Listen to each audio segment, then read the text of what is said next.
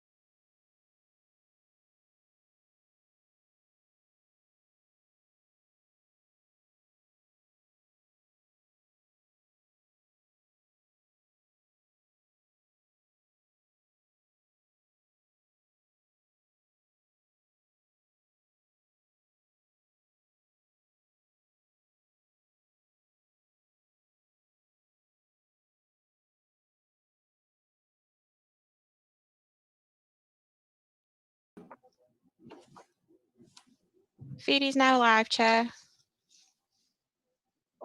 Right, welcome councillors to this live stream meeting of the Healthy, Safe, Clean and Green Community Scrutiny Committee at Bolsover District Council.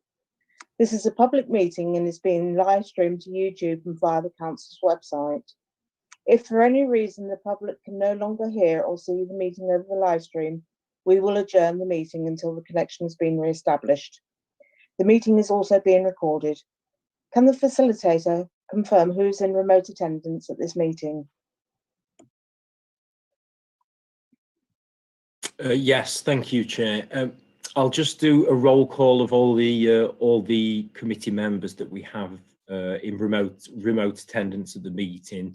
And when I call each councillor's name, could each councillor please confirm their name, the ward they represent, and that they can see and hear me okay? Thank you. First of all, Councillor Rose Bowler.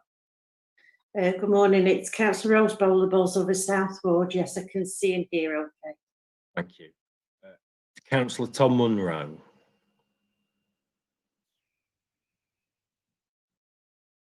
I think you're muted, Councillor. Morning, sorry, I'm here, my apologies.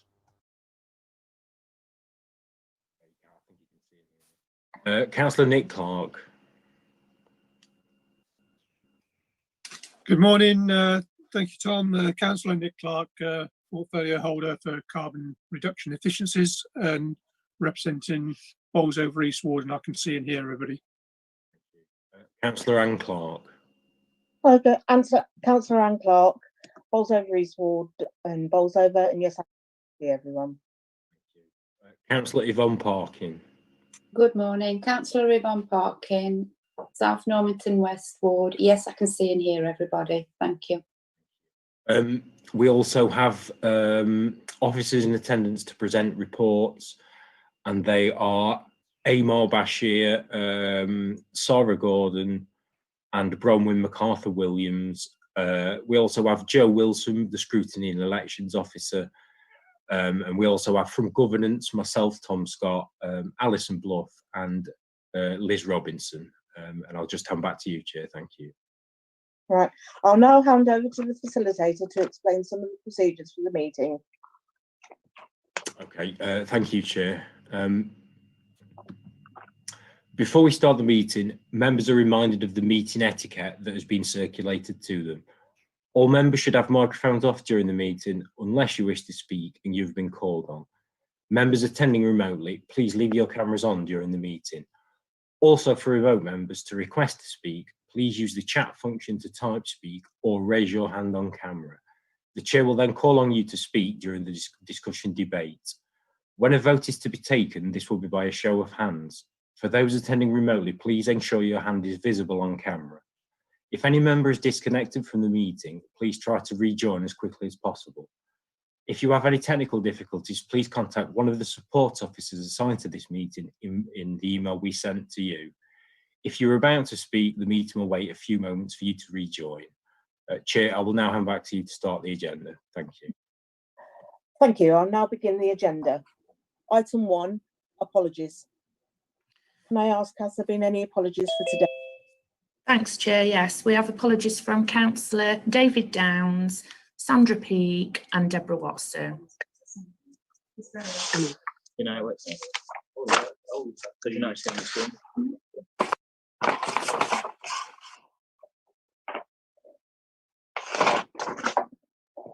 Item 2, urgent items, and I have no urgent items for today. Item 3, declarations of interest. As per usual practice, can I ask if there are any declarations to be made for today's meeting? It's not showing you.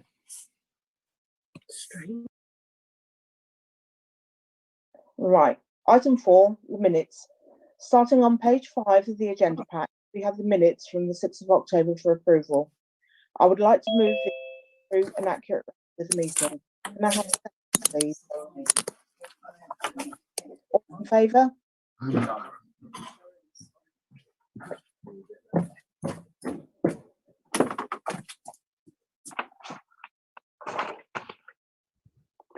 Item 5, list of key decisions. The link for the most recent list of forthcoming decisions can be found on page 9 of the agenda pack. and on the committee software system. Can I ask the scrutiny officer to brief members on the report, please? Thank you, Chair. Just bear with me while I just bring it up on screen for you. So the current version of the list of key decisions was actually published in October, and all reports on there have now been reviewed by exec. There was the Environmental Health Service review, a report on corporate debt write-offs, and a further report around the discretionary grant fund.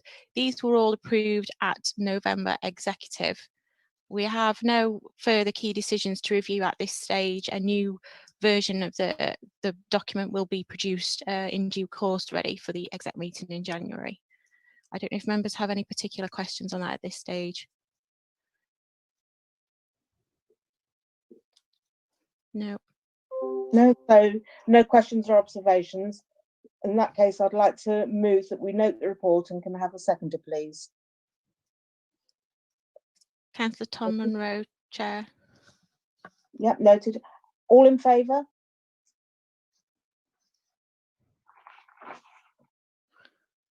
That's all. Everybody in favour, Chair. Thank you. Item 6, corporate ambitions, performance targets. We now have to consider the Q2 report reviewing performance against new corporate ambitions. We have the improvement officer here today to present this report. Amal would like to begin.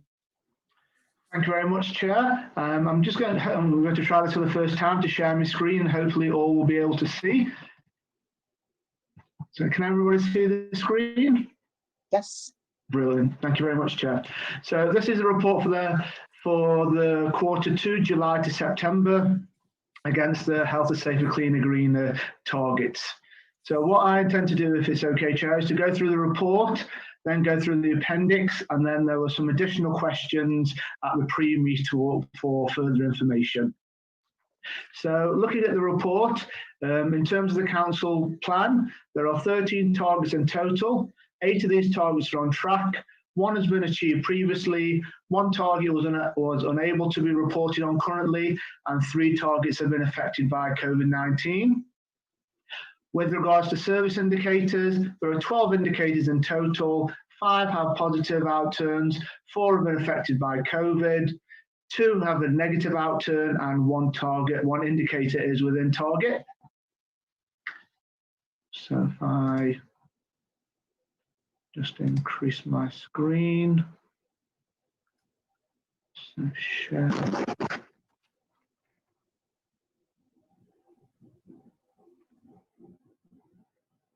moving on to the report. So I'll just go through the ones that are either exempt or COVID affected. So going through the appendix. The first one to be COVID affected is MV06, so increase the number of fixed penalty notices issued for litter and dog fouling offences by 20% per year. So due to lockdown restrictions, much of the proactive patrolling has been suspended, but as restrictions are lifted, there will be progress on enforcement with a more organised manner. So in terms of the numbers reported, for fixed penalty notices for Bolsover, this is 2 in quarter 2. 1 was for fouling and 1 was for littering. The owner has also requested that this target be changed to increase the number of fixed penalty notices issued for litter and dog fouling by 20% over the 5-year period, not per annum. Moving along. And again, this one will be, we've received some more information. CUS 07, reduce average relet times for standard voids to 20 days by March 21 and maintain thereafter. So as you may be aware, there is a review going on in the Customer Services and Transformation Scrutiny Committee. However, there are some IT issues currently, just to elaborate, currently unable to report this due to a hangover in housing ICT systems, undertaking this, and it's the reporting tool within Academy that's no longer accessible. So within the report, it's saying that there is more, it's more of a manual system at the moment until the new system is up and running. Moving along, CUS 09 and CUS 10, and both leisure targets, as you can imagine with leisure being closed during the second lockdown. With regards to the Go Active leisure, that opened back on the 25th. So there's a booking system in place now, booking policy, and again, that's for track and trace and other activities. Since the reopening, we've attracted 25,503 attendances.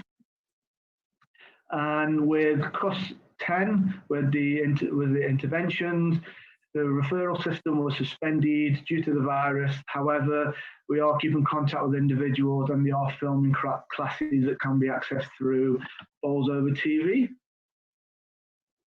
Are there any questions before I go on to service indicators? Yes, Councillor Munro.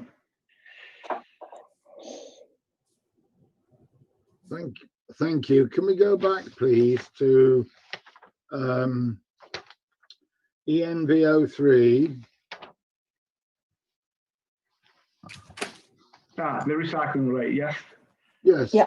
It goes on, it starts on this page and goes on to the next page. Right. It's a question, I suppose, that I feel we need to be beginning to ask challenging questions about. And I suppose it's something, since I've been on this council, I don't think this is a target that we've particularly been very challenging on. I don't think personally that we are recycling anywhere near enough of what we're collecting. And my view is that this could be because relying on a private contractor is not necessarily, or maybe not ought to phrase it that way, we should be asking the question, is relying on a private contractor to whom we outsource this aspect of our work necessarily the most effective way to meet this target? And I just wonder, as a scrutiny committee, if we shouldn't perhaps be having a look at this whole area in more depth and, you know, talking perhaps to the head of service, inviting the head of service in and canvassing the head of services views on the whole issue of how effective is the private contractor in delivering what it is we're trying to do, which surely is work to much higher percentage of recycling of what we collect in terms of waste across the district. So it's a question, I suppose, and I just wonder if it's not something we ought to be looking at when we get to look at our program of work later in this meeting, whether we want to actually begin to start to look in a bit deeper, drill a bit deeper on this particular aspect. Okay, so that's my question on that. And I've got another question, if I may, and then you can answer both. And that is on ENV04, right, where we've said sustained standards of litter cleanliness, etc.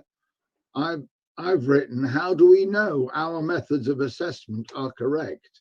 Because as I walk around and travel around our district, and I see a lot of litter, and this is spoken as somebody who goes out on a relatively regular basis in his own parish, litter picking, I see a much higher amount of litter than this report would suggest is there. So are our methods of assessment reliable? Do they comply with the national standard of assessment? Because I ain't impressed by the levels of litter. Thank you very much, Chair.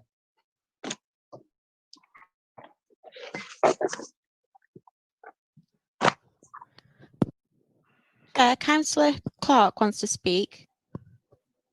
And I can pass some comments as to what we could do at the next meeting, because we have performance again on the next agenda if you are wanting to invite officers in. Yeah.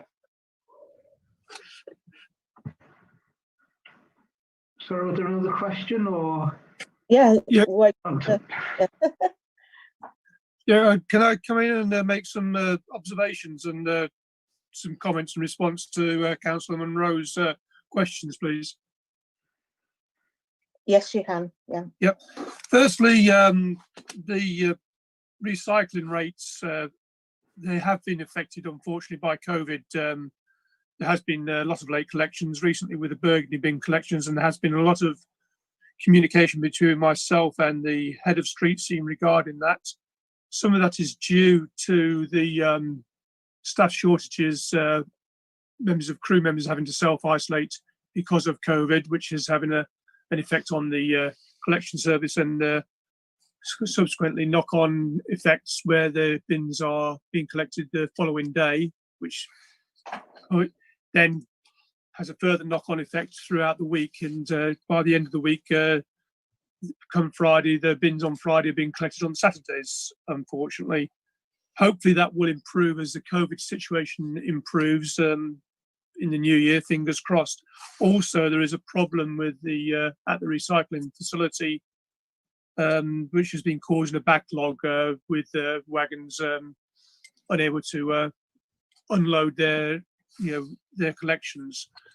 We also discussed, I can't remember if that was an executive or the Labour group meeting recently, the possibility of the recycling being taken in-house, and the same as the black and green bins, and that's something that's going to be explored. But hopefully that will that discussion will facilitate further questions, and then there's request for the head of the officers to come back and update the committee. Thank you. Thanks, Nick. Chair, if councillors are minded to invite the head of service to the February meeting, which is our next meeting, we have Q3 performance at that meeting as well, so it would tie in with the presentation of the next report. I know we've had him come into committee on a number of occasions, but I'm sure he'd be willing to come back in again. I can see a few councillors nodding for the ones that I have on my screen, if you'd like me to do that. Yes, please, Yeah. because I'm really going to support what Councillor Nick Clark said, and it seems every Burgundy bin collection, we are being inundated with complaints either about bins not collected, being missed, and the way the bins are being left after they've been delivered. There has been an occasion in Dolee where bins were left across people's driveways, and they were trying to turn right into where they lived, and it was only at the last minute they saw their bin, and actually their car was then stuck out on that busy main road, and there could have been quite a serious accident.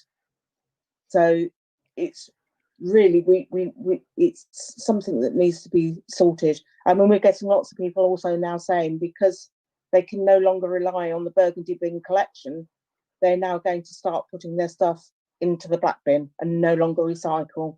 And this is something that I have reported myself to street scene. Councillor Monroe wants to speak, Chair. Yep, go ahead.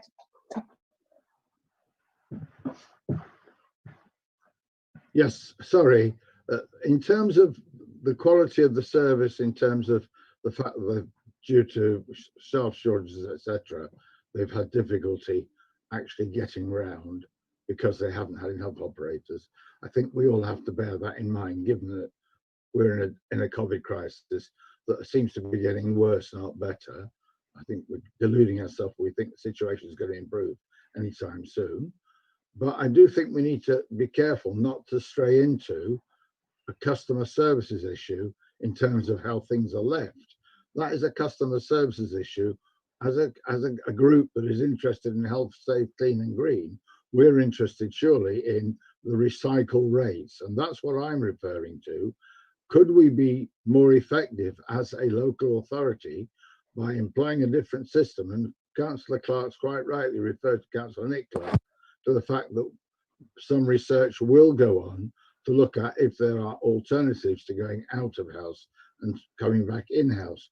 Although I have to say, if some of the problems that the contractors, and it's not just the current contractor, the previous contractor probably had the same sorts of issues, where there are enormous price fluctuations in terms of the value of certain recyclable commodities that therefore make it difficult for them to be financially successful, then I don't see how bringing it back in-house would resolve that issue, because the in-house service you run would have the same problem, and then you'd have to find somewhere to stockpile till the market price increased. So, you know, we need to be clear. What I'm talking about here is, are we physically able, by adopting a different system, to improve our target of 50% to 60% and actually deliver on it? Or is it something that is beyond our means? And it will take a lot of research, and we could do with the input, as we've quite rightly all agreed, from the head of service, who is very knowledgeable, a very, very highly intelligent, knowledgeable operator, and he will be able to answer some of our questions. So in a definite yes, please, to him being present at the next meeting. Thank you. Thanks, Tom. Amar, do you want to take the query in relation to Envo 4, or do you want me to pitch in a bit on that from what I've done with Steve in the past? I will just share a different screen to get that one raised, and I will. I think we can both together just pitch in. So let me just bring this up. EMVO4. So this is EMVO3. So the recycling rates, and the issue is raised around burglary bin collections and a mixture of delays and non-collections. So Steve Brunt did advise that there have been difficulties around the recycling outlets, the treatment centres. So which wastes are either temporarily held or sorted, becoming full, or restricting vehicles tipping off, manifesting in delayed curbside collections. So the wards have established a new sorting facility in the Chesterfield area, which became operational in late October. And I think it's just going on to say that there's been some mechanical breakdowns resulting in the facility becoming full of material and affecting curbside collections. This was particularly evident through late November and December. And then Steve goes on and just goes on to say that the ward recovery arrangements at its waste facilities in anticipation for the Christmas collections, when anticipated levels are expected to increase by up to 30%. And this is going to compound increased levels of 20% throughout the lockdown period as well. So I think Steve is aware of the issue around burglary bins, and it is, like Councillor Clark said, about the isolation and also the facilities as well not being on par. Was there anything else, Joe, that you wanted to just pitch in on that one? Not on Envo 3. We've had some additional information from the Customer Standards and Complaints Officer as well, just to try and understand that side of it and how many calls we are getting through. So I think I need to circulate that to councillors as well, so they can bear that in mind for the meeting in February, and we've got a bigger picture.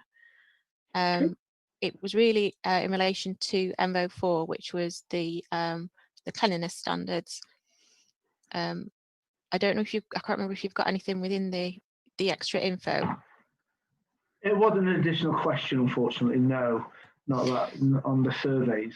So apologies to councillors. What you would normally get as part of the performance update is a spreadsheet report as well that I get from Environment Services, and that identifies to you the areas that have physically been surveyed for that quarter, so that you understand the geographic areas that the figure is based on. So apologies, you should have had that, and I realise that you haven't, so I'll get that from Steve Jowett as soon as I can and circulate it to you.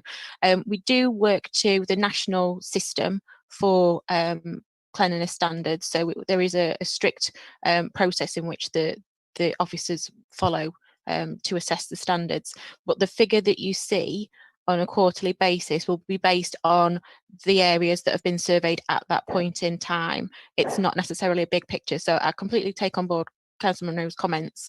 You know, you may see things within your own area on an ad hoc basis which don't seem to perhaps reflect the figure that you see in, but that figure will reflect the actual areas that were surveyed as part of that quarter, not necessarily the entire district at the time.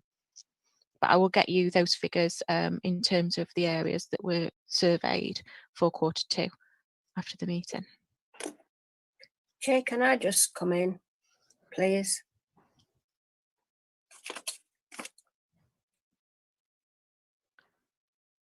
That was Councillor Tate, I think. Yes. Councillor Clark, you're on mute. Yes, go ahead, Councillor Tate. Thank you, Chair. It's just an observation, really. regarding Envo 4, where we do the surveys, we know in Shirebrook that we get lots of litter outside shops. Now, at one time, shopkeepers used to clean their own car parks and their own area outside the properties, but this doesn't seem to be the case anymore. Is there anything we could do as a council to encourage shop owners to tidy up the litter that the children particularly drop when they come out of the shop, open whatever they've bought, and then just throw it?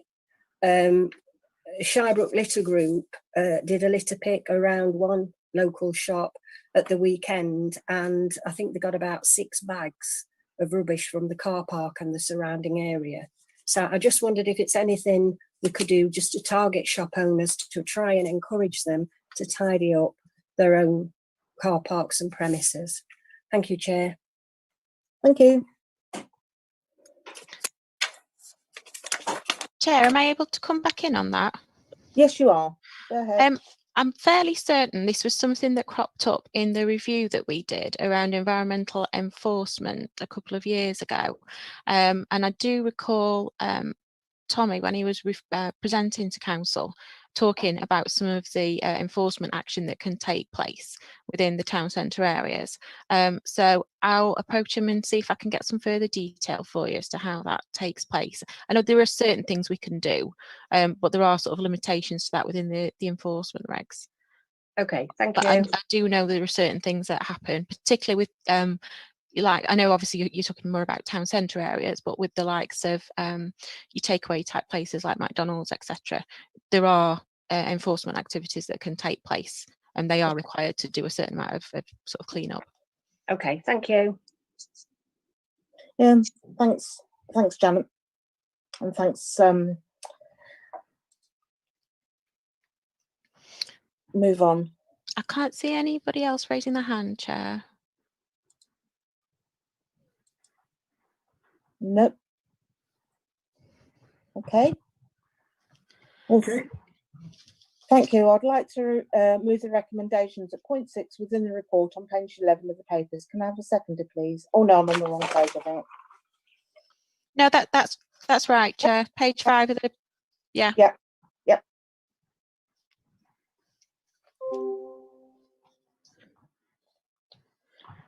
Would you like me to continue with indicators? Oh, sorry, yes. Yep, just indicators and the additional questions. So again, with regards to the indicators, street scene, they're all positive.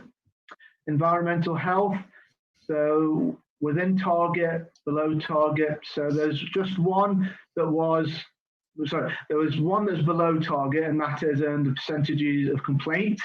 There's a further document that I'll be presenting after this report. And they were just saying that again, within the Q2 period, 81% of the complaints were responded to within time, out of a target of 90. Just moving along. Food interventions that had been suspended due to COVID-19. With regards to business inquiries responded to within 3 working days, so 90 of the 104 inquiries were responded to, and that was a percentage, 87% outturn against a target of 90. With regards to high risk inspection program and business compliance, both of those targets have been suspended due to COVID-19. And one of those was due to DEFRA.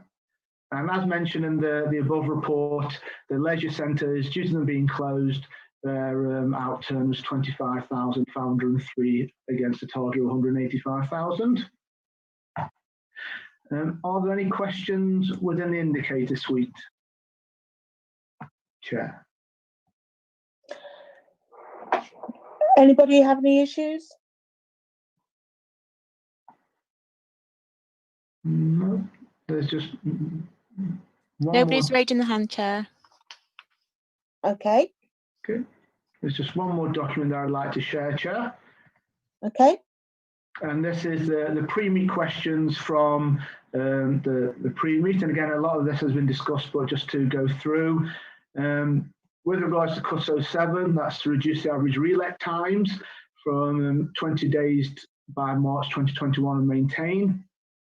So the question raised was regarding further information, and members acknowledged that there is a still ongoing customer services and transformation review. Members recommended an update to the situation to be provided to both committees as soon as possible, ideally before Q3 if possible.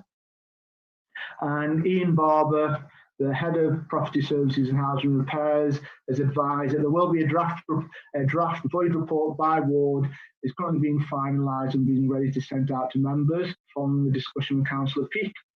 The electronic reporting function for void is not operational, and as such a manual process is being undertaken and it's not ideal. The project team continues to work with CAFTA to ensure vital integration and operation will move on to reporting as soon as possible, resources, priorities allowing.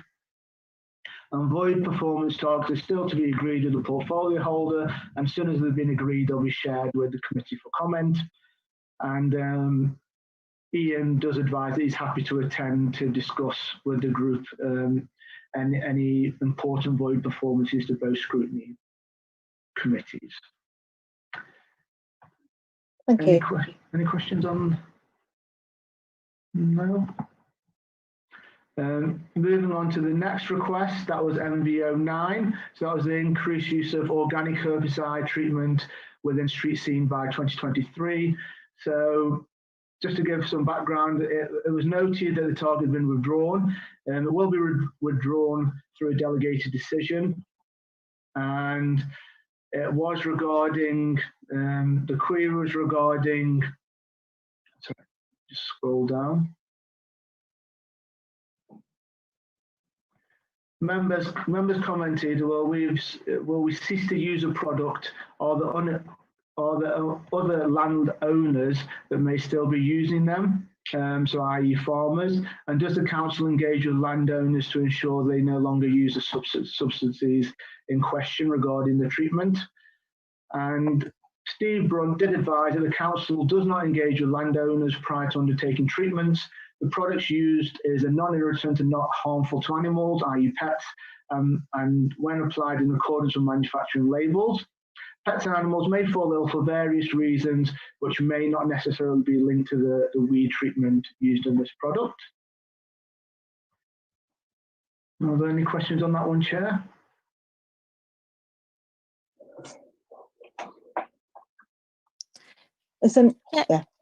Yeah, I think the only thing that's missing out of that was to whether something similar would be added back in at a later date. Yes. So obviously we appreciate what's being said in terms of other land users, but it was whether we'd have something similar down the line.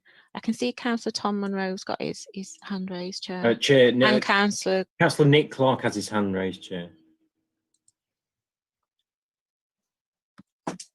Yeah, Chair, regarding the use of weed killers, and I think I can't pronounce the word glyphosate, which is the controversial substance. I think the jury's still out on that. There are some people who do think it is a carcinogenic, and there are others who don't. So I think further research is required on that, and maybe again whether the head of service could come back to the committee and comment on that, please.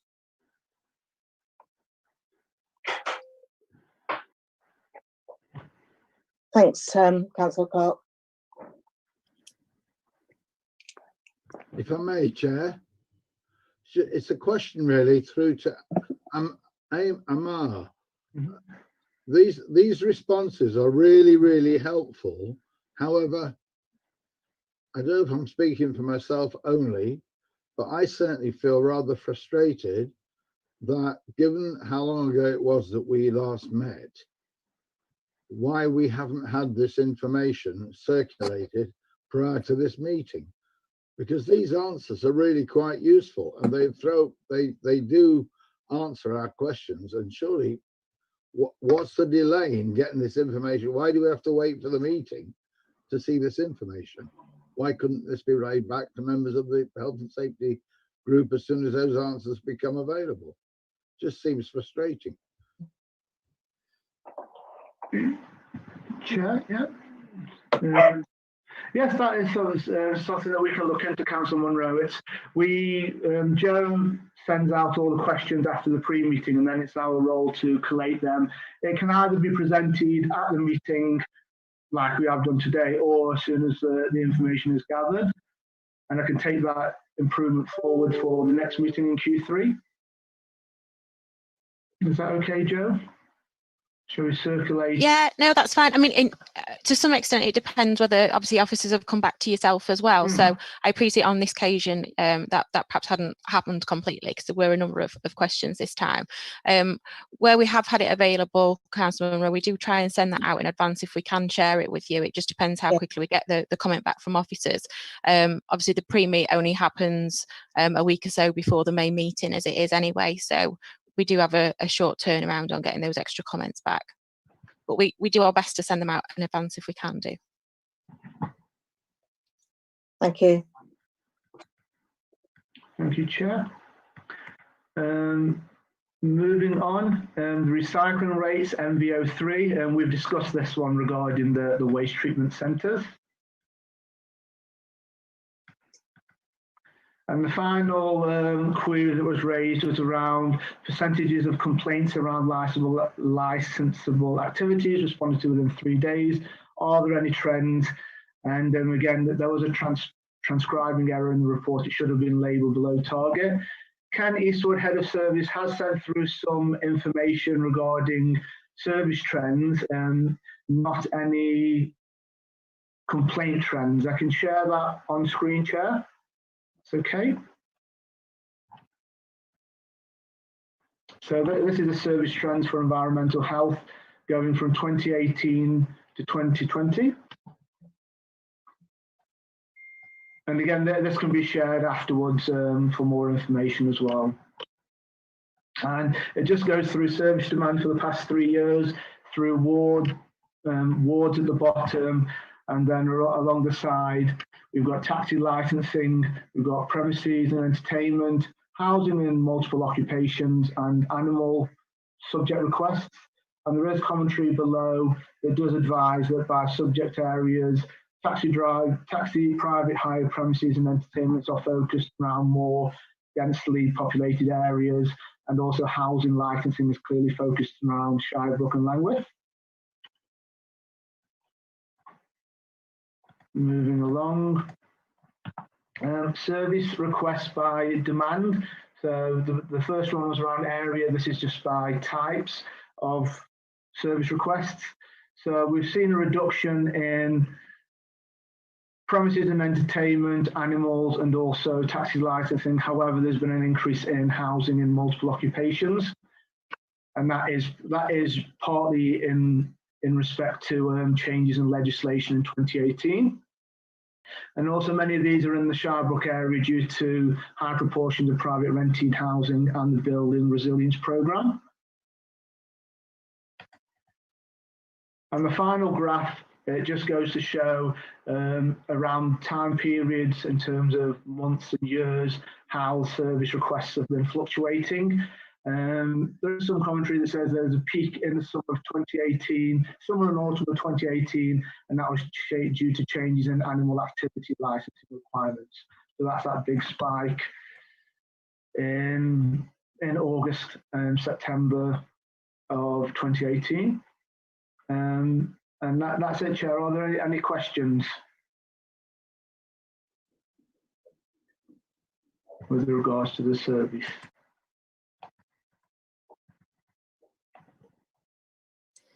There are no hands raised, Chair. No. Thank you. If not, Chair, I'd like to conclude the report. Yes, go ahead, Mark. Yeah, so in conclusion, let's bring up the screen. So in conclusion, the recommendations, out of the 13 targets, 8 have been on track, 3 have been affected by COVID, 1 has been unable to report and 1 achieved previously. And with service indicators, 5 are positive, 4 have been affected by COVID, 1 within target and 2 with negative outturns. Thank you, Chair. Thank you, Mark. Well, I'd like to move the recommendations at point 6 within the report on page 11 of the papers. Can I have a seconder, please? Councilman Rose raised his hand, Chair. Thank you. Can the facilitator confirm who is in favour, please?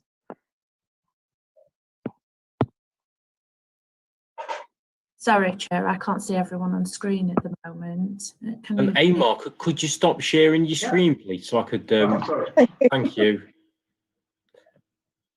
That's everybody in favour, Chair. Thank you. Thank you, Amar, for presenting the report. You're now free to leave the meeting. Thank you very much. Item 7, Health and Wellbeing Strategy, the monitoring, update and impact of COVID-19. We now move to item 7, where we have the HR and OD manager to provide the annual update on the delivery and the health and wellbeing strategy. As part of this committee, we also agreed to investigate the impact of COVID-19 on HR and the wellbeing of staff. We have also the health and safety manager joining us too to brief us on the measures the council have put into place and the impact upon this. If I could pass you over to Sarah first and then to Bronwyn, please. Thank you, Chair. Am I to share my screen or is someone else doing the presentation? I'll do it, Sarah. Right. Thank you. Thanks, Alison.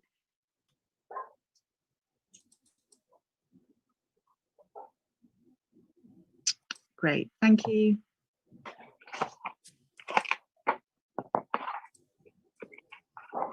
Thank you.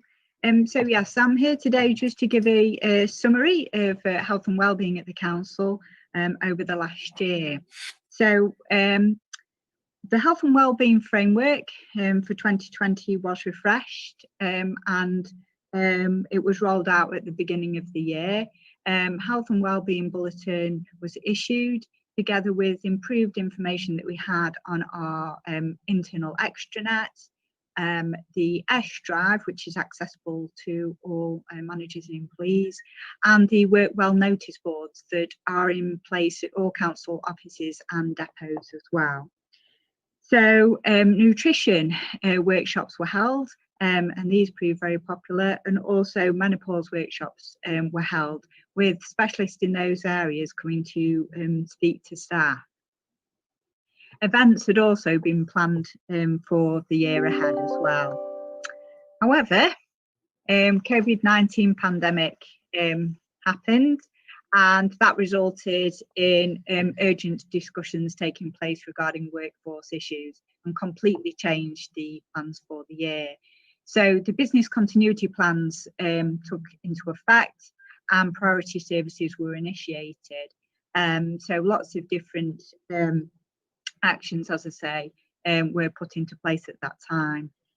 Managers were contacted all their staff on a regular basis during this period to keep them updated on what expectations were and how services will continue during this period. We also arranged for key workers who had to continue coming into work to have letters of authorisation to enable them, if they were stopped at all on their way into work, just to explain why they were out and about travelling around the district, which was a key feature of the first lockdown period. Emails were sent on a regular basis from the leader of the council to all staff to keep them updated on what was happening and what action was being taken, and corporate guidance was issued. So we put together some temporary workplace measures which we consulted SAMT leadership and the trade unions on. These were initially implemented on the 26th of March, and these covered a range of things such as sickness absence, when to self-isolate, you know, what expectations were in terms of home working and things. And these were again refreshed on the 6th of April, the 22nd of May and the 14th of July, and more recently the 9th of November. And I will be doing a further update and addendum to them following the changes to the self-isolation periods on Monday from 14 days to 10 days. So as you can see, it has been an emerging picture, and the government guidance has been changing on a regular basis. So the council has to be very quick in responding to that and implementing that on a practical basis within the workforce. So regular virtual meetings have taken place to discuss workforce issues, picking up best practice, and that's both within the council and discussions with managers, but also in discussions with colleagues from other councils as well and other HR managers, just chatting through common scenarios that we were all experiencing and how best to approach them and what we've learned from them. So as part of the process, we had to redeploy staff to the community support team.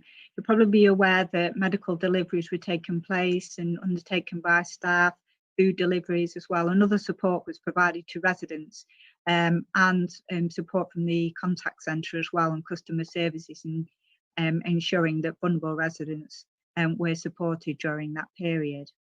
From a staffing perspective, there was regular review of workplace risk assessments as guidance continually evolved across the range of services that the council deliver. Such a diverse workforce, it was no one size fits all in terms of that. Within the service areas, there was significant amount of risk assessments that had to be taken place to ensure that staff could continue to work safely during this period. Within the office itself, it included desk counts and 2-metre rule arrangements within the buildings, and I'm sure Bronwyn will cover more of that later on in her discussion. We continued weekly monitoring of self-isolation and positive cases as well, and also sickness absence levels during that period, just so we could keep an eye on the staffing resource on a weekly basis to see if there were any areas or services that were suffering a critical gap. And we had weekly returns from the managers, just keeping us updated on how their service areas were operating and staffing levels within those areas.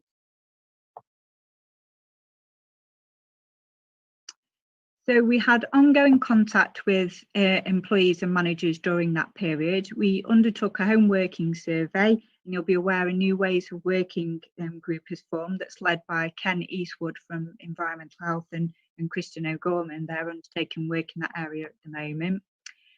We also undertook a DSE workstation assessment questionnaire. So a presentation was put together by Bronwyn's team, which demonstrated to staff how their workstation at home should be set up, given the number of people working at home, and any issues that they felt or any areas that needed to be improved in terms of their workstation setup. All this was then fed back to the heads of service and directors, who made sure that managers did address any issues that employees were experiencing. In terms of employee considerations, we've had a vast amount of scenarios presented during this period, and there has been no one size fits all in terms of responding to those. There's been several factors at play, such as mental health issues from this isolation, and people, particularly those that live alone, being at home all the time and working, and how best we can try and support individuals in those situations, and also the pressure of having to deal with lots of different factors that are going on during this current time. Employees experience childcare issues as well, with schools being closed and having to homeschool, and also when the schools reopen, trying to work around the restrictions in place and ensuring that children continue to go to school. On the other end of the spectrum, with employees who have elderly relatives that they have to care for as well, and employees' physical health has also suffered during this period. So there's lots of different factors that we've had to take into place when providing support to employees. During the process, we've had to give advice on shielding as well. As you're aware, there were several categories put into place regarding individuals who had certain specific medical conditions or other conditions that meant they fell into the shielding guidance. So we had to work through the best arrangements for those, because some staff wished to continue working during that period. And we wanted to make sure that we did provide them with all the support and best possible advice.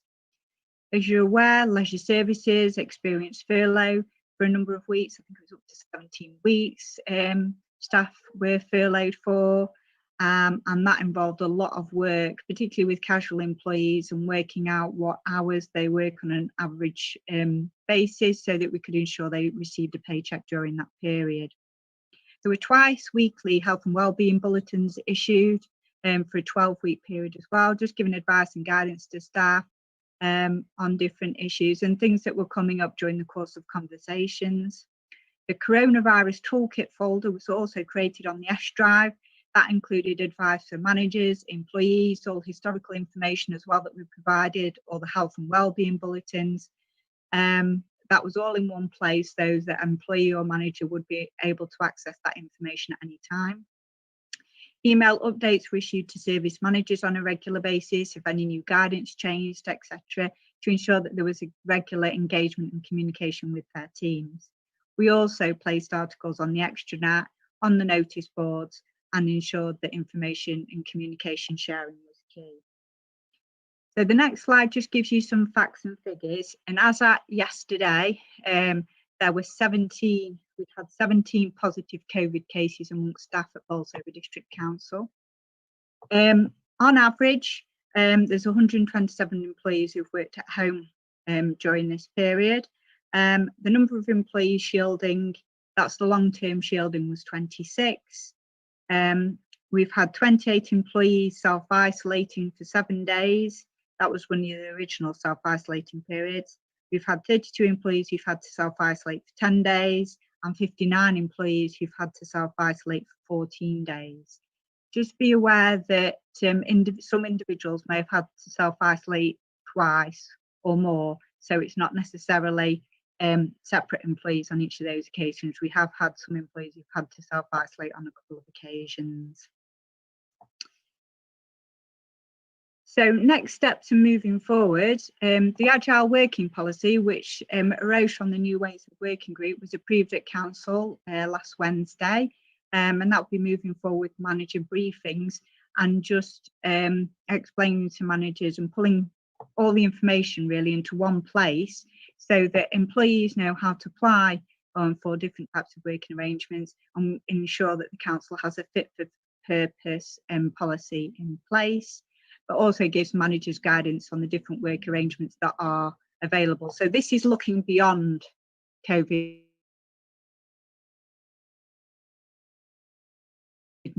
This is pulling together lots of different policies that are in place, requests for flexible working, all different types of working arrangements that are available at the council, how a manager can implement them or how an employee can apply for them. But it does support the current situation to ensure that we are up to date with best practice and current legislation. So consultation has taken place with the senior management team and the unions on this, together with the New Ways of Working Group as well, and taking on board the feedback that we've had from staff. So for example, one of the key areas of feedback we've had is that people prefer a hybrid approach.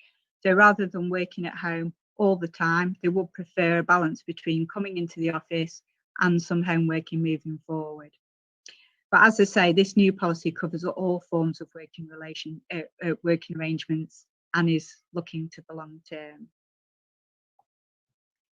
So just in terms of next steps, there will be regular review of working arrangements, and regular contact with the workforce will continue through trade unions and other meetings and forums that we have.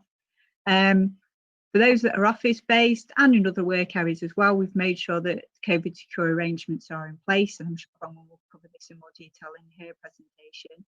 We ensure that updates to managers are happening on a regular basis. We have had some service managers forums during this period where managers at that level get to chat through different scenarios and circumstances and share best practice with each other as well, which has been really positive.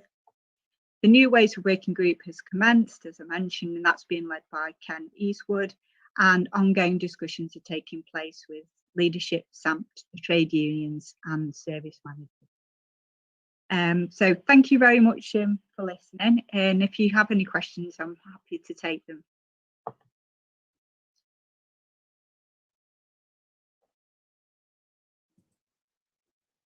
Councillor Munro, Chair. Go ahead, Tom. Yes, thank you. First of all, can I place on record my thanks to Sarah for her detailed report, in particular the way it was presented. It's quite a refreshing way to have a report presented like that. I have been a relatively regular visitor to the Ark, as I don't live very far away. And I have very often, given my role as chair of planning, popped into planning, and on average, about a third of the planning staff, I would say even less, a quarter, have been in attendance and are suitably spaced out and able to carry out some of their work. And they've designed a rota system, and that seems to work really well. And I've been greatly assured by that and by the attitude of the workforce when I've met up with them. They seem very content with the way things are being organised. They seem confident that their safety is being looked after. And likewise, those who are working from home, the feedback I've had is that on the whole, they're very happy with the arrangements that have been put in place. And I'd like to just place on record, I think we should, I would think as a scrutiny committee, we ought to place on record our thanks for the phenomenal amount of work that is being done to support our workforce through this frightfully difficult time in terms of ensuring that they are safe at all times and that they are able to continue to serve the authority and therefore to serve the customers that we are responsible for providing services to. And that's down to a lot of very hard work. And that goes right through to the top of leadership, right the way down to all the ranks of our employees. So I feel, Chair, that it would be only appropriate for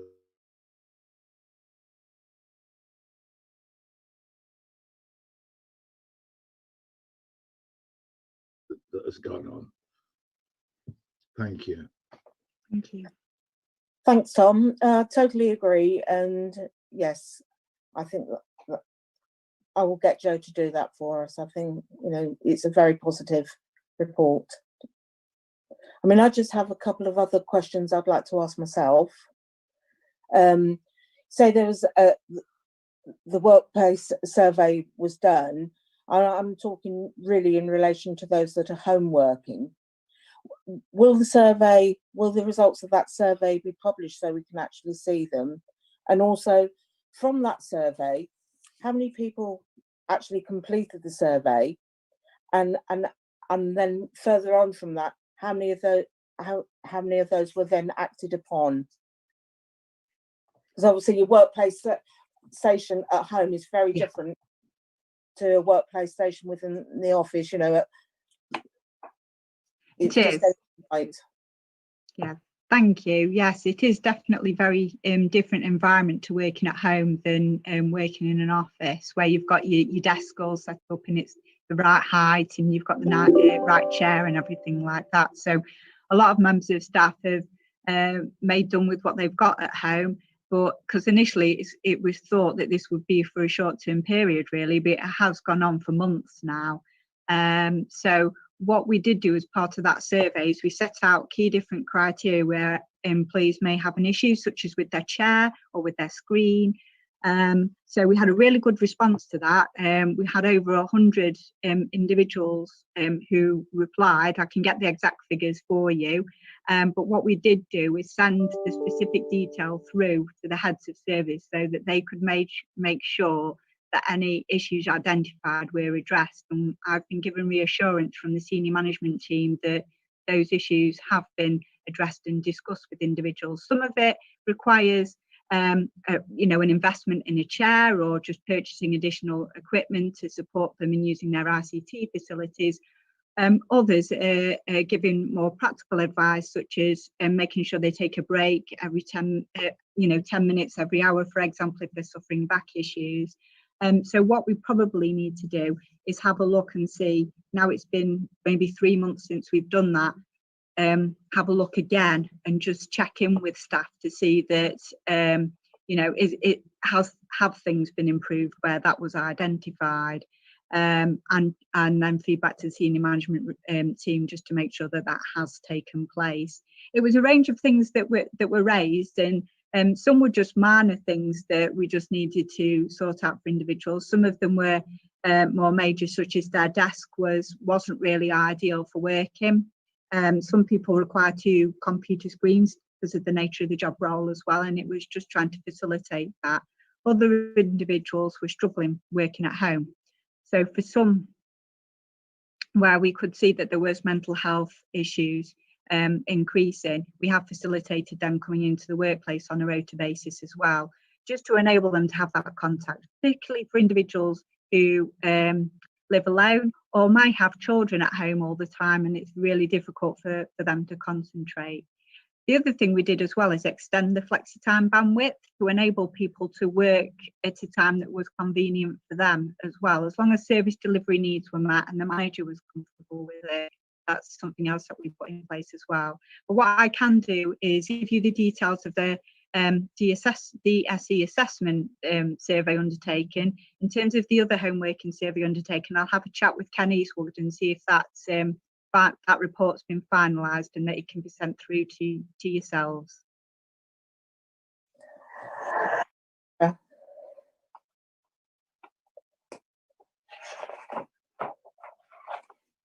can't see any other questions, Chair. Okay. So move on to Bronwyn. I think, is it now Bronwyn is going to do? Thank you, Chair. Right, if I could pass to Bronwyn, please. Thank you, Chair. So just a brief update on COVID-19 arrangements that we've put in place. So we've arranged through facilities management that service managers rotate the attendance of staff in office environments where they possibly can, so that we're keeping the minimum people in the office to decrease the contact time, and that will allow people to come in and use the printer and whatever else they need to do. But we're trying to make sure that the number of people in offices at any one time is as low as possible. So service managers have been asked to work with each other where teams touch each other, to keep that as low as possible. So they've introduced a rota to ensure that minimum attendance is maintained. This involves the majority of teams present in offices. I think revenues and benefits may be working at home almost completely. Most other teams do come into the office, so they are involved in this rota. And this has resulted at the ARC of taking 155 desk spaces available down to 76. So that's halved, more or less, the number of desks that are available at any one time for employees to use. So the measures that we put in place, we've prepared risk assessments for each of our buildings, working with managers to make sure that we've obviously accommodated everything that we need to include. And we've also prepared return to work protocols, which were enacted after the return from lockdown 1 and the return from lockdown 2. These have been shared with staff, and all employees have been asked to sign to say that they have seen and understood the risk assessment. We're maintaining a consistent working at home message where possible. Government guidance is still, if you can work at home, you should work at home.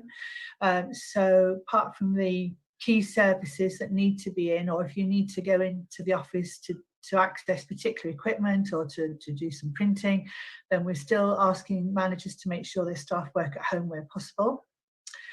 You may have noticed on corridor floors and on some walls, there are distancing markers just to keep reminding folk that they do need to keep a minimum of 2 meters distance from each other. It's difficult to remember that sometimes. When you haven't seen a colleague for a while and 2 or 3 of you are in for a particular reason, it is easy to forget. So we have put some visible markers around, hopefully just to remind folk. We have got screens as well that are being provided in offices where there's less space between desks, or we can't get any extra space. So we have also installed some screens. This has been led by facilities management. Some screens are fixed and some screens are movable. We've also provided sanitising stations around our office environments and at the depot as well.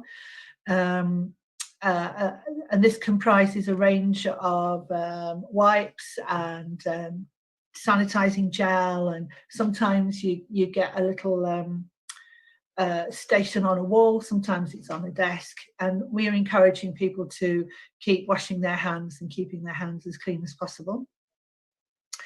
So good hygiene promotion is something that's involved with this, so reminding people to wash their hands regularly, not to keep touching their faces and so on. Face coverings are optional. We're encouraging folk to wear those where they want to wear them, so they don't feel a bit awkward. They're not compulsory, but we try and make sure that if people want to wear them, they're encouraged to do so. And we are ensuring that we are adhering to government guidance, which is refreshed on a regular basis, and so we're keeping managers up to speed through briefing papers on any changes that occur. I can add a couple of extra points, if that's okay, Chair, that aren't on the presentation. Apologies for that. Facilities management have displayed posters now on entrance doors to each office area that identify the capacity to prevent overcrowding. So I think on the ground floor at the Arc, where facilities management sit, that large open plan office, I think planning are in there as well. There should be a poster up that displays, for example, the maximum capacity in that area is 20 people, and that allows free movement, it avoids pinch points, and it keeps everyone at a 2-metre distance. We've pulled some desks apart as well, just to increase the spacing there.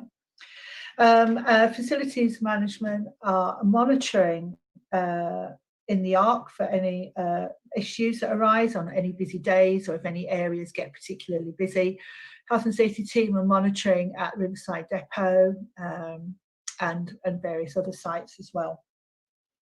The second edition is around ad hoc visits. So health and safety team and the facilities management team undertake ad hoc COVID-19 compliance inspections.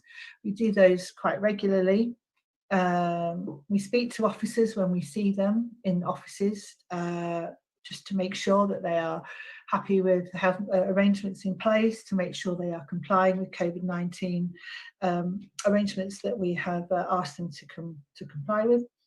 We also ask whether they have any health and safety issues that we can resolve, or any other COVID-19 issues that we're not aware of. So yesterday when I was at the Arc, I walked around the Bolsover District Council occupied areas, didn't identify any issues. I spoke to several officers and identified that there was a good supply of COVID-19 cleansing materials and personal things available for staff. And final point is that we are meeting trade unions regularly, every 2 weeks at the moment.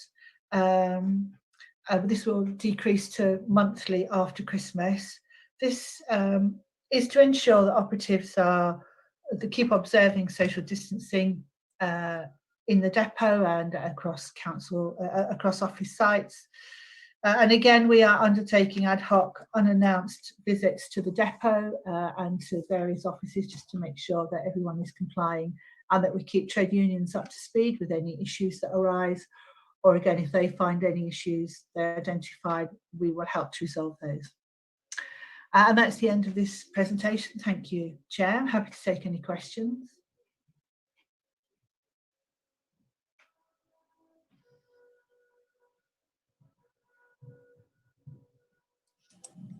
No one has a hand raised.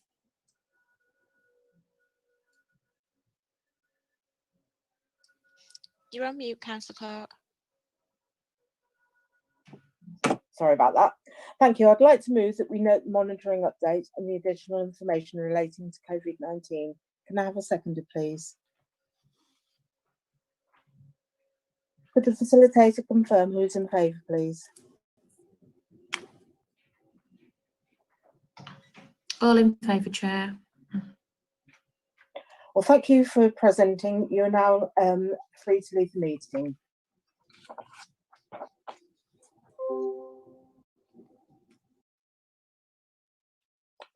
We're now on item 8, the work programme 2020/21. We shall now consider our work programme for the coming year. If I could pass you over to the scrutiny officer.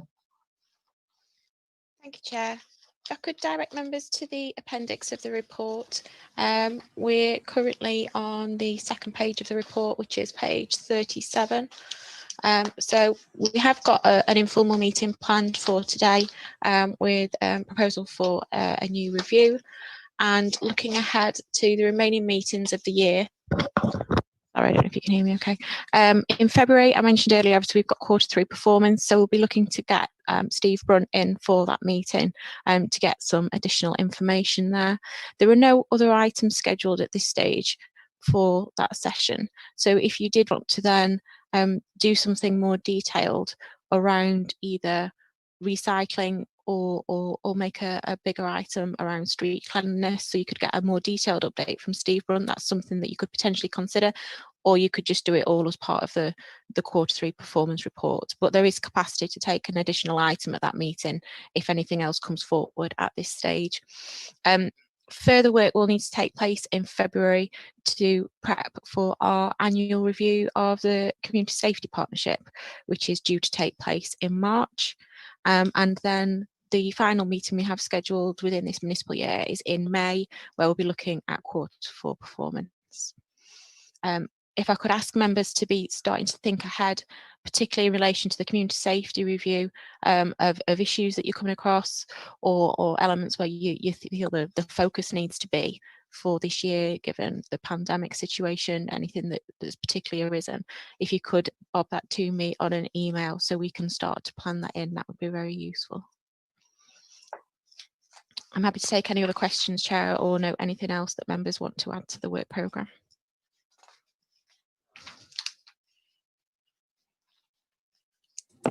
Councillor Tom Munro wants to speak, Chair.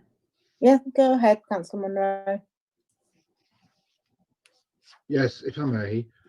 In respect of looking further ahead and looking into the whole issues around recycling, as Councillor Nick Clark, portfolio holder, has alluded, there is clearly an ongoing investigation, or there will be an ongoing investigation into how we proceed as a council going forward.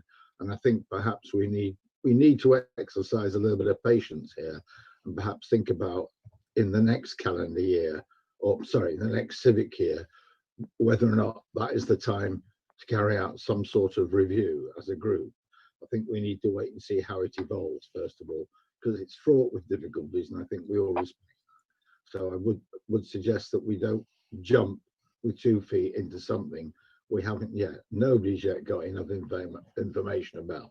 And I think we need to give them a bit of breathing space to find out what the direction of travel is going forward. That would be my observation. The other thing I need to say on a personal note is that I have got the delightful task around about 12 o'clock of going to do a formal opening of a new housing facility that we've Action Housing have done in Whitwell. And so I will need to leave this meeting in order to put my best bib and tucker on at the very latest 11:40. So I don't want to leave the meeting in quore unnecessarily. Just ask you to be aware of that. I will have to go 11:40. Okay, thank you. Thank you for that, Tom. Councillor Munro. I think in relation to what Councillor Munro said, Chair, we can still look at the issues around recycling without taking it forward as a formal review topic. You can do that anyway in your role in terms of reviewing performance of that service area. So we don't need to make it a formal review. And I think the key thing from your point of view as a scrutiny committee is to understand that you have that regular communication flow with those that are involved in more detailed discussions around this, and that you're kept abreast and consulted if need be along the way. And that equally is then a mechanism for you to keep a handle on what's going on there without making it a formal review process. They don't always need to sort of have a big report at the end of it. It's just part of your ongoing monitoring role. So I think there's a way of doing that quite easily, just with the regular updates to committee, if we don't want to take it forward as a formal review. If you're willing to take that approach, Chair. Okay, yeah, that seems fair. At the moment, things are so up in the air. It'd be, as Councillor Munro said, to jump in with both feet at the moment would be a silly thing to do. Yeah, I'll sort getting the officers invited to the February meeting, and if there's anything else I can circulate to members in the meantime, I will do. Thank you very much. So we just need to move the recommendations of that report then, Chair. Okay, thank you. I'd like to move the recommendations at point 6 within the report, which is page 34 of your papers. Can I have a seconder, please? Councillor Bowler, Chair. Bowler, yes. And can the facilitator confirm who's in favour, please? That's all in favour, Chair. Well, can I thank the members and officers for their attendance today? And that now concludes the business of the meeting, and I shall close the meeting and ask for the live stream to be ended. To the public with us on YouTube, thank you for watching. I'd like to